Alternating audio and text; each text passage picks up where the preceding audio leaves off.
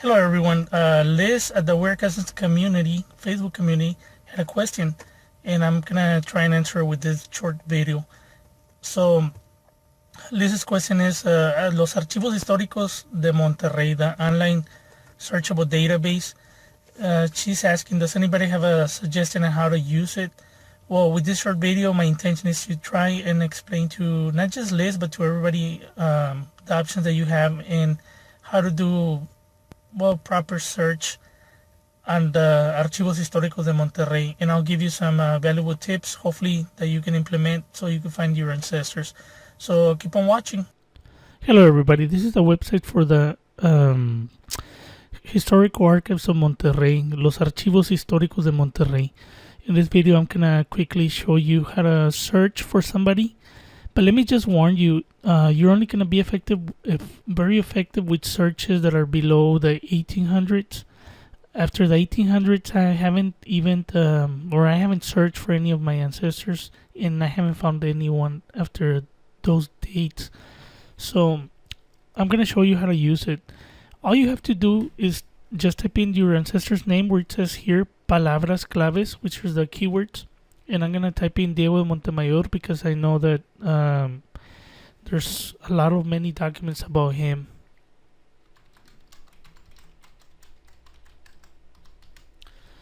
And once you type in the name or your keywords, which will be your ancestor's name, you could just click Buscar, which is search.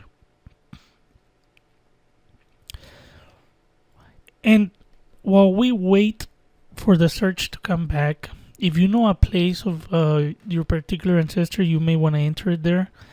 Lengua, you could search different documents of different, if they're written in Spanish, French, and probably English. We'll go into it right now after the search is done. And then Fondo, if you want to narrow down your search by Fondo, and then it'll give you by sección. And as you can see, we're barely getting the search results. The system is very slow, so just be patient with it.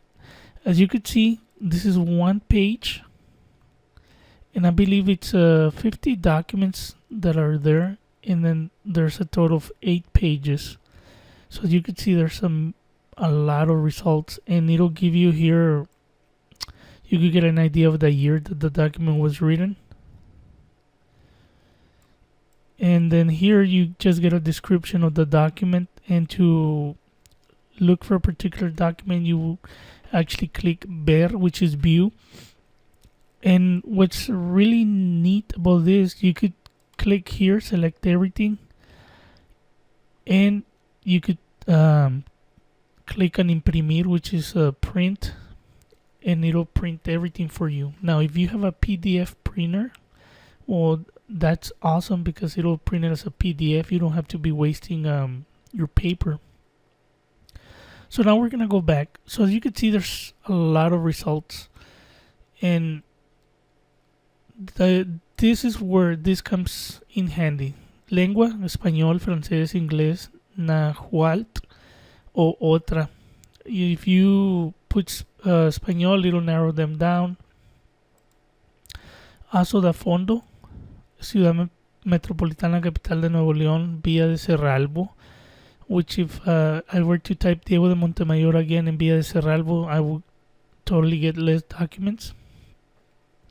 Ciudad Metropolitana de Monterrey, Segunda Época. Honestly, I don't know what time frames are the épocas, but it's something that you're going to have to experiment with. Capital de la Provincia, Capital de Nuevo León, Capital del Estado. Unfortunately, I don't have more information on what each of these things mean, but you could just get an idea of the documents that they have, and more than likely these are different archives that they've combined within this search engine.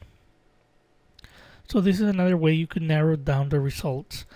But if you type in your ancestor's name here and nothing comes up, more than likely he's not in the archives, or you have to play around with the name and different spellings and different variations just to try and see if they come out. And then once you select this, it'll actually give you some options for these ones here, and that'll further narrow down your search. Now, if you're only interested in, let's say, in Diego Montemayor's documents before the 1600s, then you would put here, let's say 1500, and over here 1600, and you only get documents back from that time frame. Or you could type in 1700, 1800s, or narrow down the time frame when your ancestor lived. That way, that'll cut down on the documents that you get back. And you could actually search for the month. If you know that a particular event took place around a certain month, you could try that also. En colección, these are the different collections that they have: actas de cabildo, asuntos hacendarios, bandos, causas criminales, cebo, correspondencia, guerra, México entre Estados Unidos, impresos, inventarios, miscelenio, nóminas, protocolos, registro de extranjeros. This would probably be neat for people that their ancestors were from other countries. Tesorería, presos, contemporáneo. And that's basically it.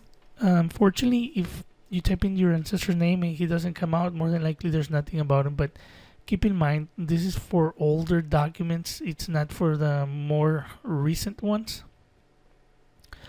And the only thing that I could recommend to you is just play around with it and see what works with you. And to test it out, if your ancestor is Diego Montemayor, type in his name. Another ancestor of mine that comes out, Marcos Gonzalez. But try those out to get a better idea of how to use and the type of value information that you're gonna find. The only unfortunate thing, all the synopsis of the documents are in Spanish. So if you don't talk Spanish or know how to read Spanish, the best thing you could do is just copy and paste into Google Translate. That way you get a rough idea of what the document is talking about. And that's it. Hopefully you found this video to be a little useful, and hope it helps you. Until the next time, God bless.